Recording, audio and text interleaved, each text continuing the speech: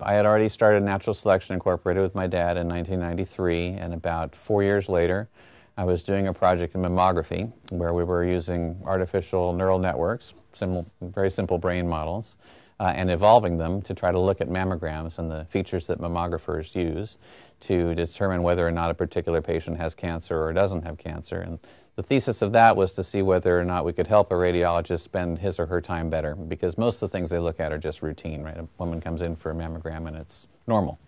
So if they're looking at 95% of the things that are just normal, it's sometimes easy to miss the things that are abnormal because you sort of get in a routine of listing or looking for the things that are just normal.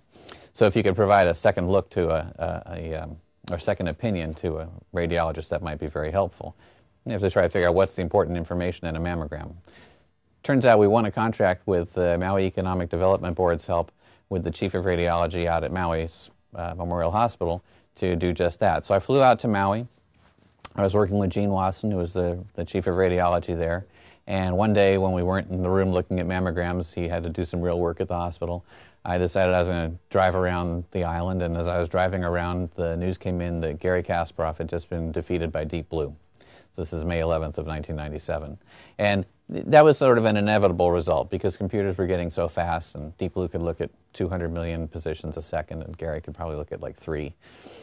He'd say they're the right 3, and the other 197 whatever are a waste of time. But you know, the thing that got me about it was that the announcement that was made was basically on public radio that this was the end of human domination over computers, and computers are now provably smarter than people because they can beat us at chess. And I was thinking, you know, what a bunch of bunk that was, because everything that Deep Blue knew, it knew because someone else already knew it and could program it into that machine. Now, they use a lot of domain knowledge, is what we call it in the field, things that humans already know about that particular game to try to defeat one guy.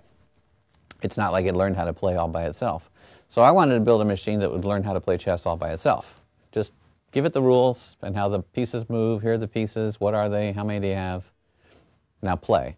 And of course, simulated evolution was the way that I thought about doing that, because you look all around us in the world and evolution has solved miraculously difficult problems, most of it without any human intervention at all, for 3.5 billion years.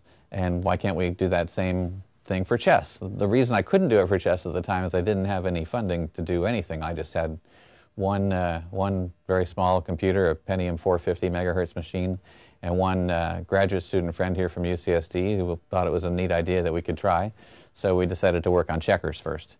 And over a period of a couple of years, we actually built a system that taught itself how to play checkers at a level that's commensurate with human experts.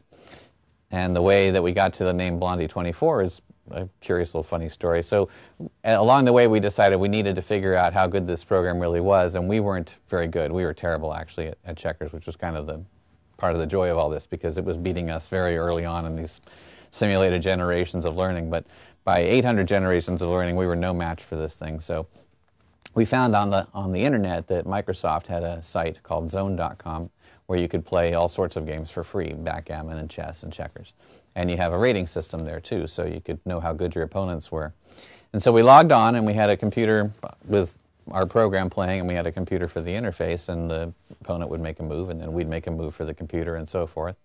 But we would never tell them that we were using a program, right? Because that would defeat the purpose of what we were trying to do.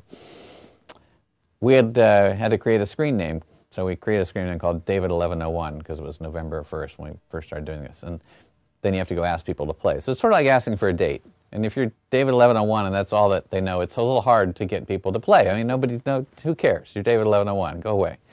So we get a few games, but we didn't get enough games. So then we decided we'd change our name to Obi-Wan the Jedi. And this was the next summer. And the summer after is when the Star Wars movies started coming out again, the first one in the series. And so now all of a sudden, a lot of people wanted to play us because they wanted to prove that we weren't this Jedi checkers player. We were just some guy trying to pretend to be. And then a really funny thing happened. So the players who are really good, master level, expert level, on this site are very gracious. They always happen. So if they're beating you, they're like, oh, I think you missed that move over here. And if you beat them, it's, you know, a nice game. The players who are just below expert level, which in checkers terms are usually called Class A or Class B, they just basically don't have any class at all most of the time. So they start swearing at you in the chat box that you have with them, and they take a very long time on every move saying all the whole time, you should just give me a draw.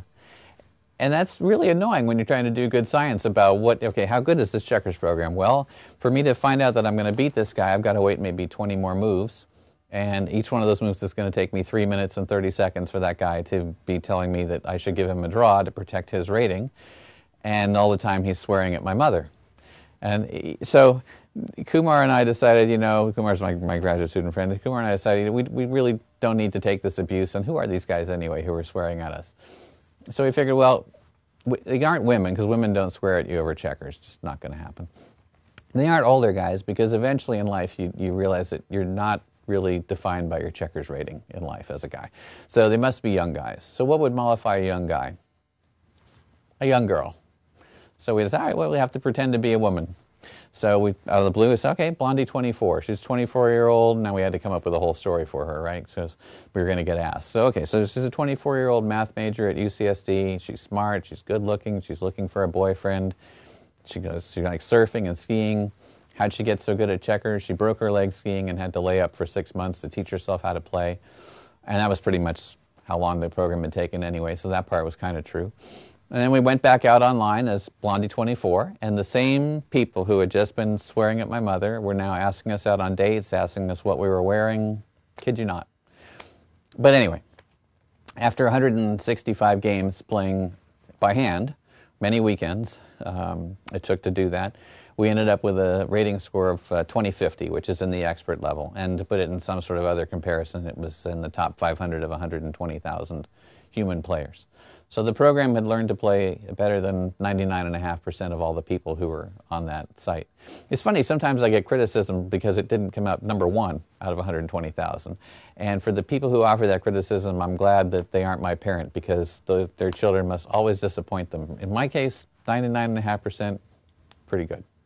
We actually did get a chance to do it for chess, too, later on. We did get some funding from the National Science Foundation and evolved a chess grandmaster rated 2650. It has first wins over a national human master and some wins over one of the top 5 computer programs in the world at the time when we competed it. So we eventually got to get back to chess, but that's the story of Blondie24.